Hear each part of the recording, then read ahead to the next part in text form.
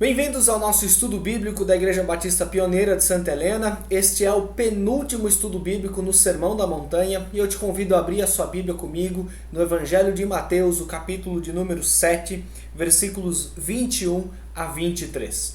Se você não assistiu ou quiser assistir novamente todos os nossos vídeos de todo o estudo do Sermão do Monte, desde o capítulo 5 até o estudo anterior a este daqui, estão disponíveis no nosso canal do YouTube. Pois bem, Mateus capítulo 7, verso 21 diz assim: Nem todo aquele que me diz Senhor, Senhor, entrará no reino dos céus, mas aquele que faz a vontade de meu Pai que está nos céus. Muitos me dirão naquele dia: Senhor, Senhor, não profetizamos em teu nome? Em teu nome não expulsamos demônios e não realizamos muitos milagres? Então eu lhes direi claramente: nunca os conheci. Afastem-se de mim, vocês que praticam o mal. Essa afirmação de Jesus, aquilo que Jesus está contando, nós temos que lembrar que desde o versículo 13, Jesus está fazendo algumas aplicações a respeito de tudo que ele pregou no Sermão do Monte.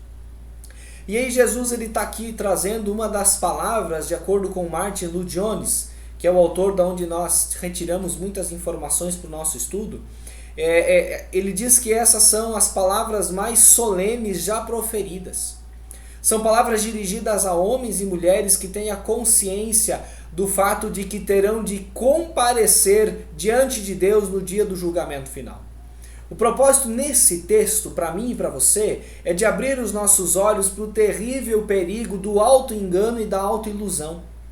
Jesus está frisando para nós o fato de que coisa alguma tem valor diante de Deus, exceto uma verdadeira vida de retidão diante de Deus, a verdadeira busca pela santidade, a santificação sem a qual ninguém verá o Senhor, como diz Hebreus 12:14. Ser um cristão não é uma brincadeira.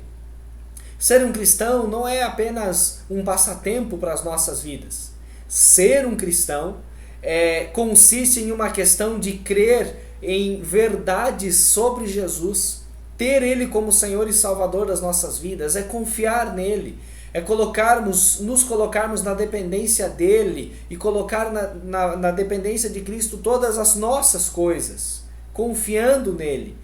Confiando que nós somos salvos, confiando nosso destino eterno a Jesus. Essa é a razão pela qual o cristão vai dizer Senhor, Senhor, por ter um relacionamento vivo com o Senhor, e não um relacionamento superficial ou até mesmo falso. Porque aqui o texto ele nos chama a atenção a uma falsa paz, a um falso senso de responsabilidade, a um ativismo espiritual e religioso que nós às vezes olhamos para isso dizendo, puxa, eu tenho que fazer muitas coisas para Deus, eu tenho que ser ativo, quando na verdade o que Deus quer de mim é um relacionamento com Ele, focado nele e vivendo para Ele. Nós devemos cuidar para não confiar na nossa própria fé, ao invés de confiar em Cristo. Nós devemos confiar na crença, nós devemos cuidar para não confiar na própria fé ao invés de confiar em Cristo. Devemos cuidar para não confiar na crença ao invés de sermos verdadeiramente regenerados, de verdadeiramente termos nascido de novo.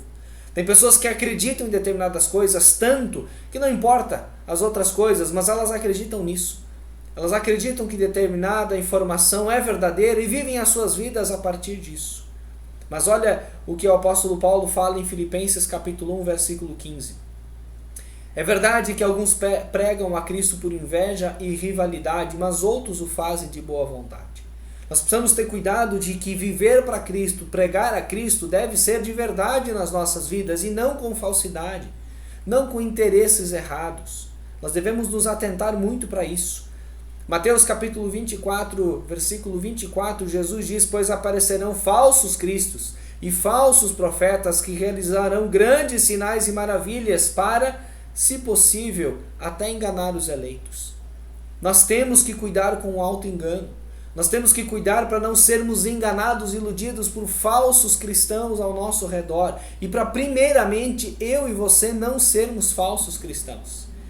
E 2 Tessalonicenses, capítulo 2, versos 8 e 9, diz assim: se vocês de fato obedecerem à lei real encontrada na Escritura que diz: ame o seu próximo como a si mesmo, estarão agindo corretamente. Mas se tratarem os outros com favoritismo, estarão cometendo pecado e serão condenados pela lei como transgressores. Veja como é uma linha séria e bastante interessante para nós observarmos. Nós não podemos ter uma falsa paz, uma falsa sensação de bem-estar, ou estamos fazendo aquilo que nós temos para fazer, estamos sendo pessoas muito boas. Nós precisamos ir além. Nós precisamos ter Jesus dentro do nosso coração, fazendo parte da nossa vida. Nós temos que cuidar com uma hipocrisia inconsistente. Hipocrisia significa falsidade. E muitas vezes nós temos uma falsidade inconsistente nas nossas próprias vidas. A grande lição isolada é o perigo da autodecepção.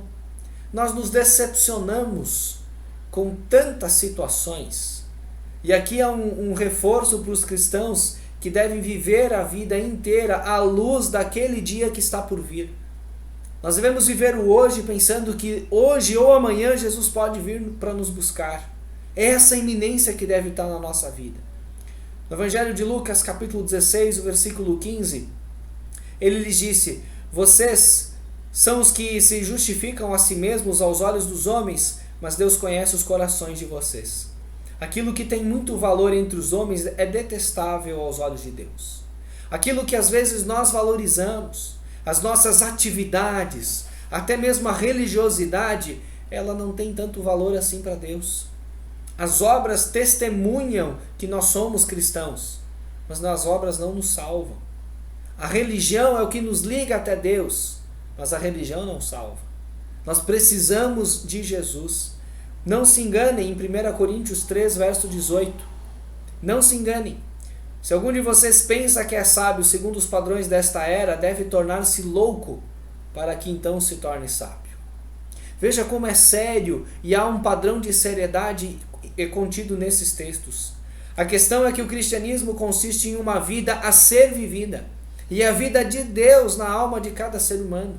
Eu e você precisamos dessa vida, e nós não podemos viver essa vida de vez em quando e de vez em quando largarmos dessa vida. Ou nós vivemos com o Senhor, ou nós não vivemos com Ele. E muitas vezes nós somos hipócritas porque vivemos uma falsa vida.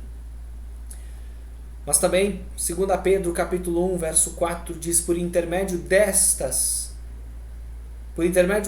Ele nos deu as suas grandiosas e preciosas promessas, para que por elas vocês se tornassem participantes da natureza divina e fugissem da corrupção que há no mundo causada pela cobiça.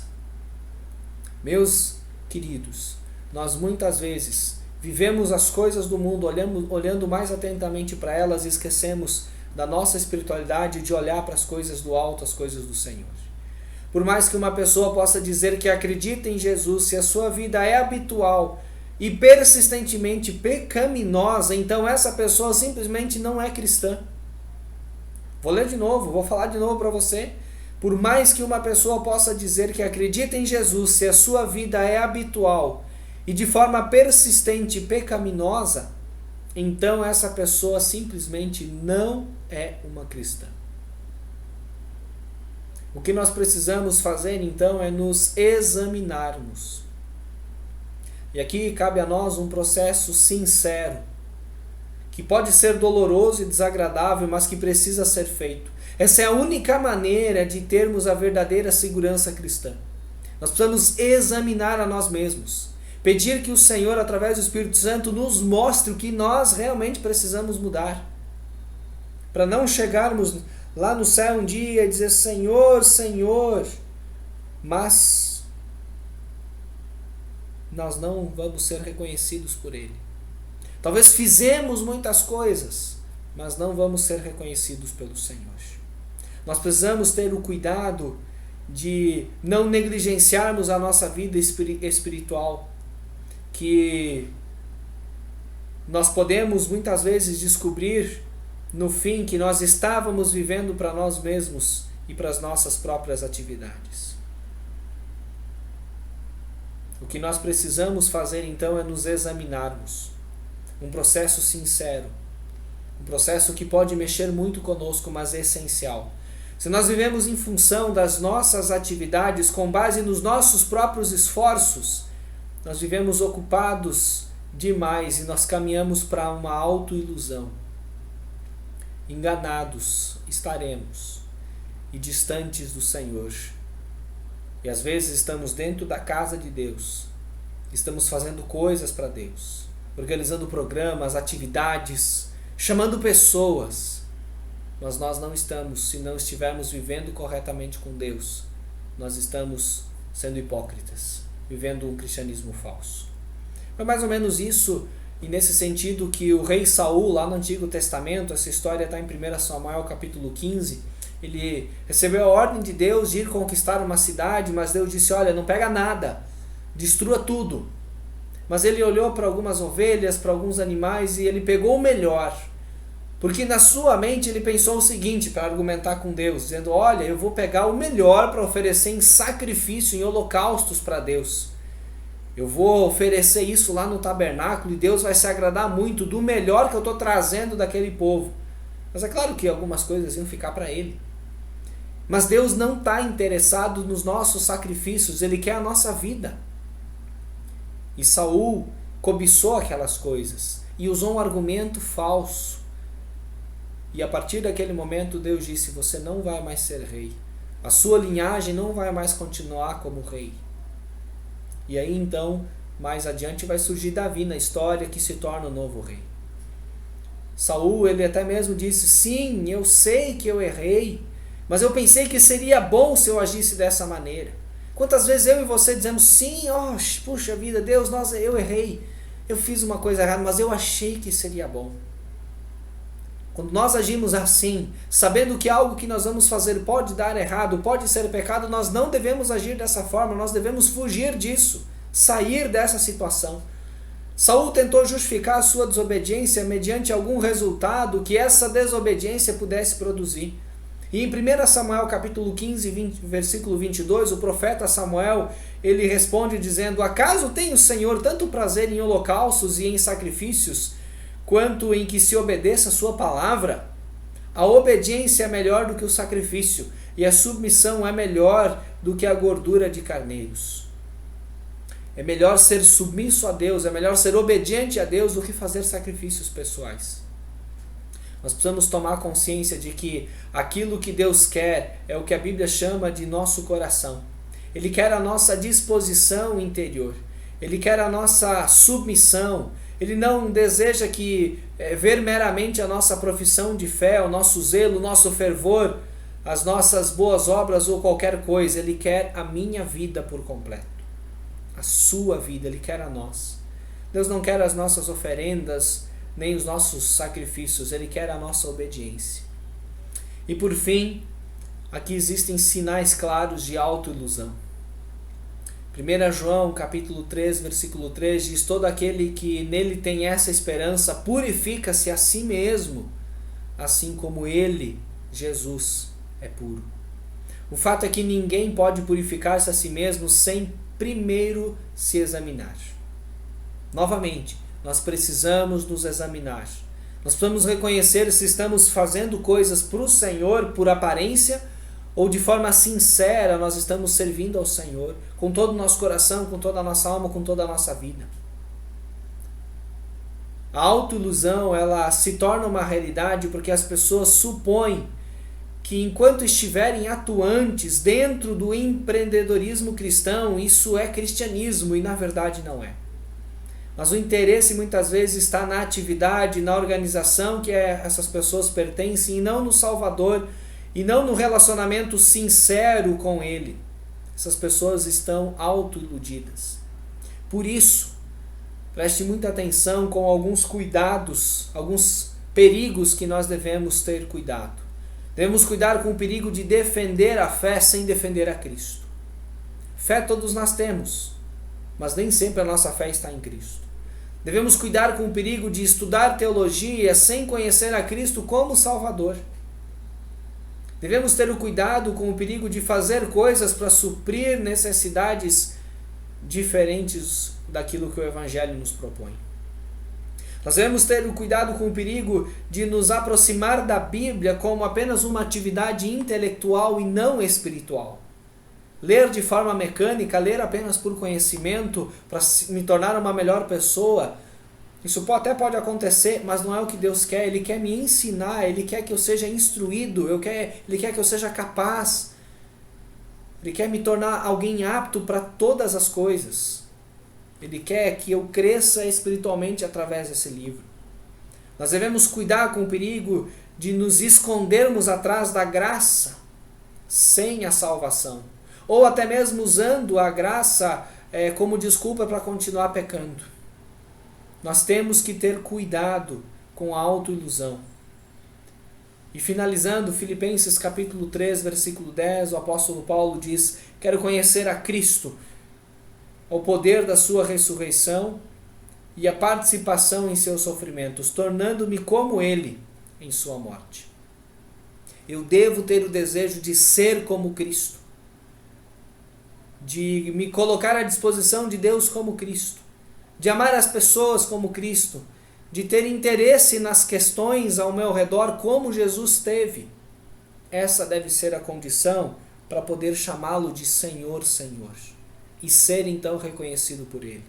Ter um relacionamento sincero, crer em Jesus e viver para Jesus é essencial para chamá-lo de Senhor, Senhor, quando chegarmos na glória celestial. Vamos orar? Deus, nosso pedido sincero é que o Senhor nos faça perceber se estamos vivendo um cristianismo verdadeiro, se estamos tendo uma fé em Jesus, se estamos estudando a Bíblia para conhecer mais ao Senhor, para termos uma espiritualidade cada vez maior, para crescermos diante do Senhor. Por isso, ó Deus, traz para mim e para todos aqueles que estão vivenciando esse tempo de estudo a oportunidade de crescer sinceramente diante do Senhor e sermos reconhecidos pelo Senhor no dia final.